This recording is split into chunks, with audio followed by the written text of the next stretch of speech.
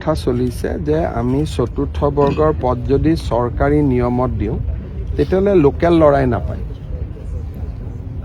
Local ল'ৰাই কিয় নাপায়? পৰীক্ষা দিব লাগে। গতিকে তাকে লৈ গাঁও চহৰবিলাকত স্থানীয় ল'ৰাবিলাকে আপত্তি কৰে। সেইকাৰণে আমি এটা ছিষ্টেম কৰিব খুজিছোঁ য'ত নেকি স্কুলখনৰ প্ৰিন্সিপালকে তাৰ এজন গ্ৰেড 4 এমপ্লয়ী ল'ব পাৰে স্থানীয় জেগাত। তাৰ কাৰণে এটা নীতি এটা বনাই আছো, কিন্তু এইটো 26ৰ আগত নহয়, 26ৰ পিছত সেইটো ৰাখিব লাগিব। কাৰণ নহ'লে 4th গ্ৰেড এমপ্লয়ীখিনি বেলেগ জিলাৰ পৰা বেলেগ জিলাত গ'লে মানুহে বেয়া পায়। সেইকাৰণে বহুতবিলাক ৰাজ্যত আজিকালি নতুন নতুন কিছুমান নিয়ম কৰিছে। ময়ো এইবাৰ শিকি আহিছোঁ 2-3টা। কিন্তু বিধানসভা নিৰ্বাচনৰ আগত যিহেতু আমাৰ এডভাৰটাইজ হৈয়ে গ'ল, নিযুক্তিয়ে হ'ব গোটেই পোষ্টখিনি।